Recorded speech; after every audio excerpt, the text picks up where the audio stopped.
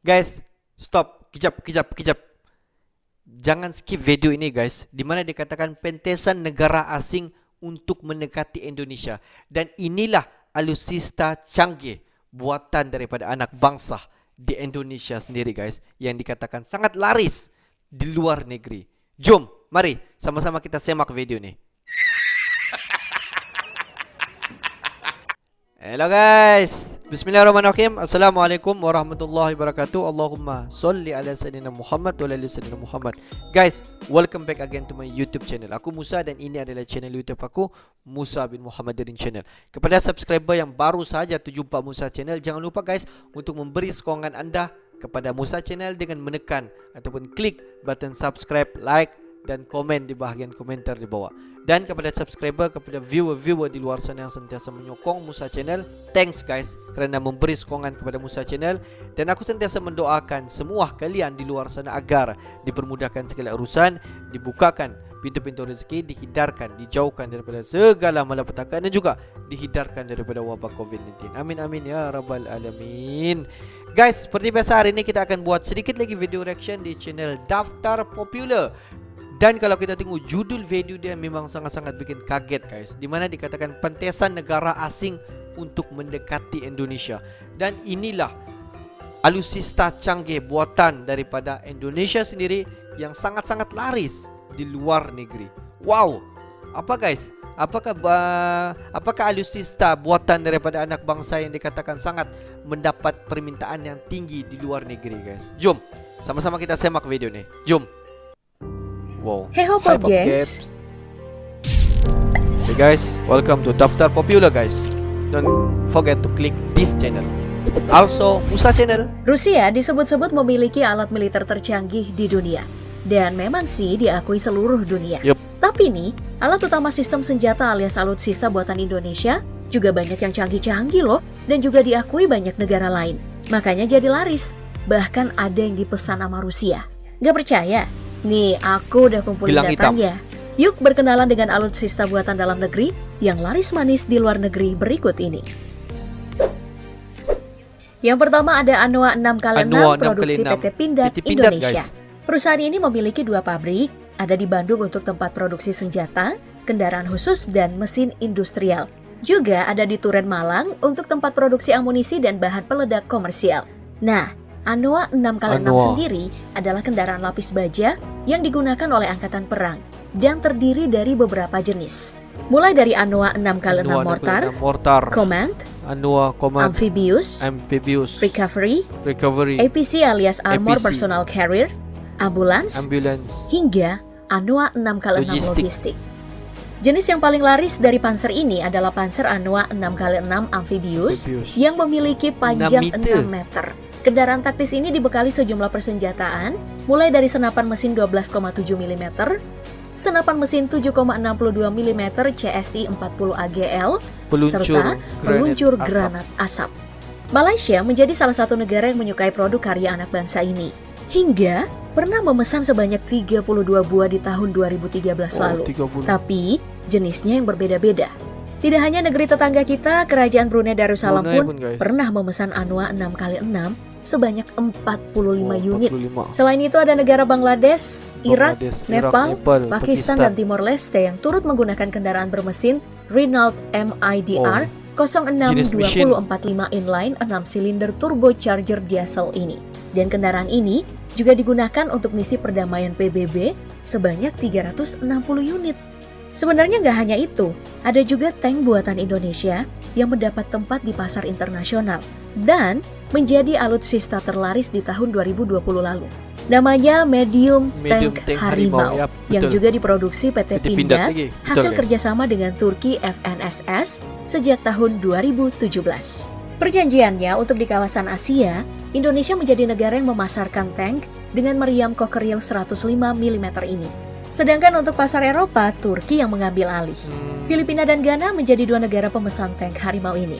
Dan sedangkan yang dipesan sama Rusia nih, namanya adalah Tank Bot Amfibi, alias kapal tempur kelas Antasena yang diproduksi oleh PT Lundin yang bermarkas di Banyuwangi, Jawa Timur.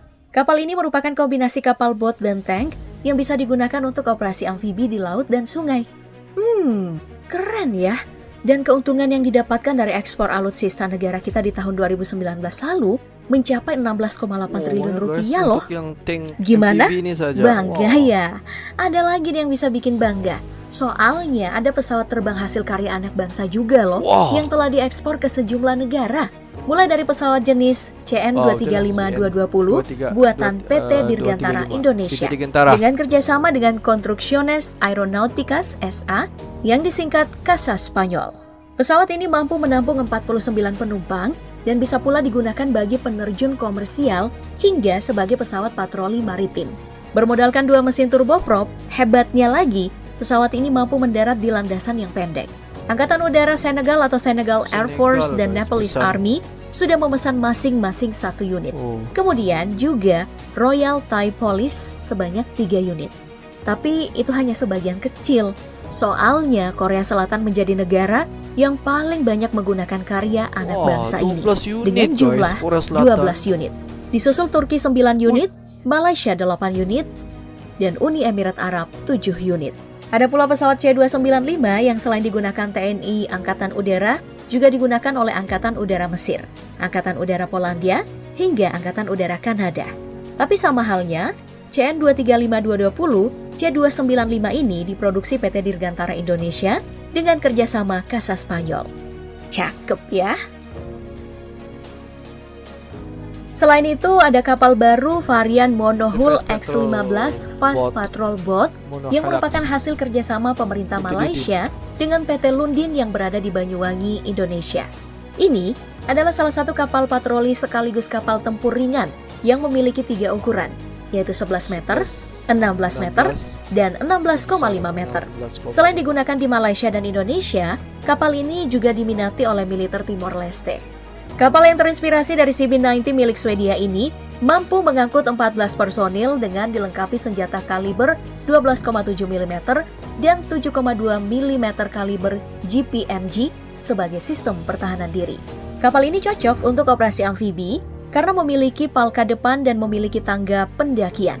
X-15 Fast Patrol Boat ini juga berperan sebagai kapal respon cepat dalam pekerjaan patroli reguler, pengintaian, pengawasan, penegakan hukum, kontra pembajakan, evakuasi medis, dan operasi penyelamatan.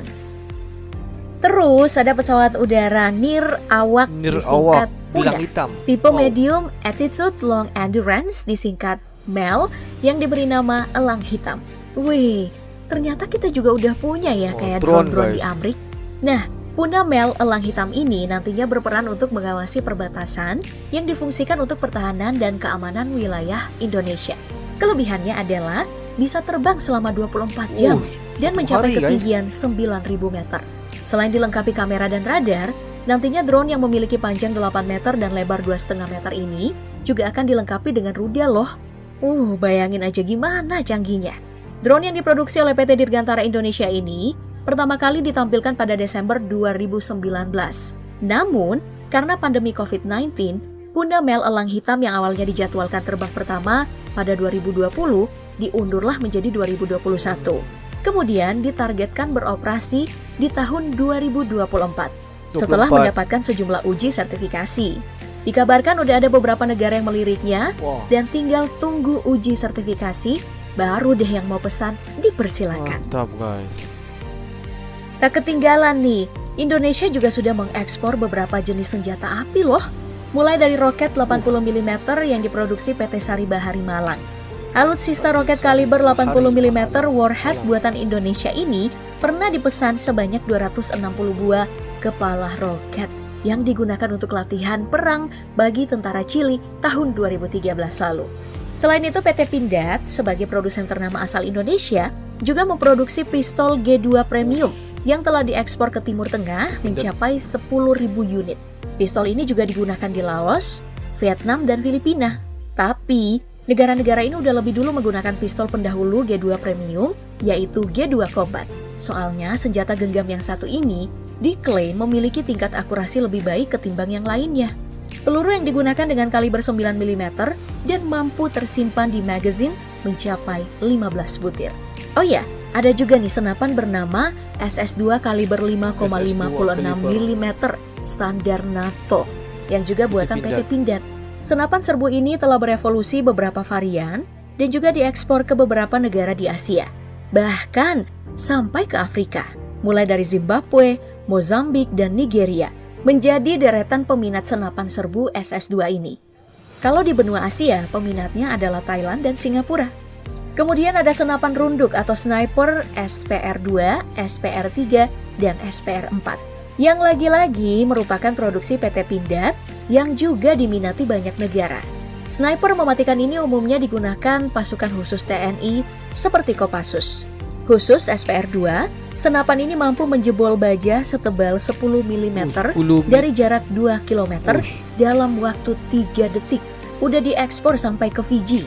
Kabarnya Laos juga berminat dengan senapan kecepatan 90 meter per detik ini. Meskipun bangga, aku sih berharap senjata canggih ini gak dipakai ya. Damai aja deh. Gak usah perang-perangan, please. Iya, kasihan korban perang, kan manusia juga. Betul.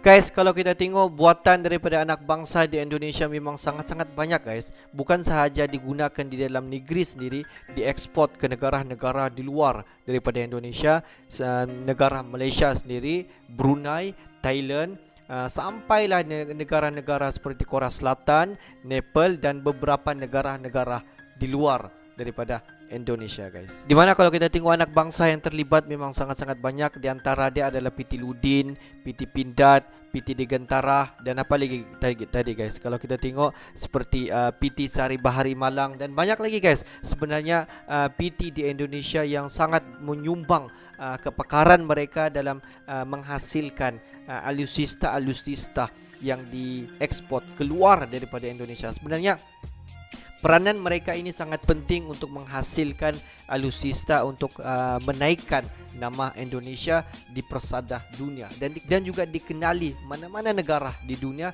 dalam menghasilkan alutsista yang kita tahu kualiti dan juga kecekapan alutsista ini dihasilkan.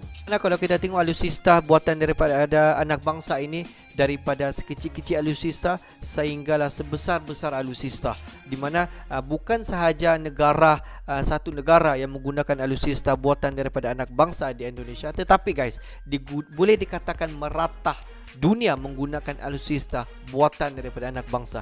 Di mana aku ambil satu saja contoh, di mana seperti pesawat CN-235-220. Ini guys, pesawat ini kalau kita tengok banyak negara yang telah pun memesan. Banyak sekali kita dengar feedback yang menyatakan bahawa pesawat CN-235-220 ni, 220 ini memang sangat-sangat berkualiti dan sangat sesuai digunakan semasa dalam pelbagai misi keselamatan, dalam misi untuk menyelamatkan, dalam misi peperangan. Dan kalau kita tengok negara-negara yang terlibat dalam mengambilkan pesawat ini banyak, Malaysia, Brunei, Nepal, Korea Selatan dan banyak lagi negara-negara yang lain yang telah pun memesan pesawat CN-235 ini guys. Sebab mereka tahu kualiti pesawat buatan daripada anak bangsa di Indonesia. Oke guys, untuk hari ini sampai di sini saja sedikit information daripada Musa Channel. Tapi sebelum itu kita mengharapkan agar PT-PT di Indonesia dapat lagi menghasilkan satu alutsista yang lebih canggih daripada apa yang ada sekarang, dan juga dapat menghasilkan alutsista yang memang berteknologi tinggi yang boleh dikatakan sebaris dengan negara-negara yang hebat seperti Amerika Syarikat, negara-negara Rusia dan banyak lagi negara lain. Dan dikatakan pada masa kini Indonesia boleh dikatakan sebaris dengan negara-negara yang hebat tuh guys. Oke guys, dan kepada subscriber di luar sana yang belum lagi klik button subscribe, please guys to klik button subscribe, like dan komen di bahagian komentar di bawah. Akhir kata daripada Musa Channel, thanks for watching my video. Assalamualaikum warahmatullahi wabarakatuh. See you the next video.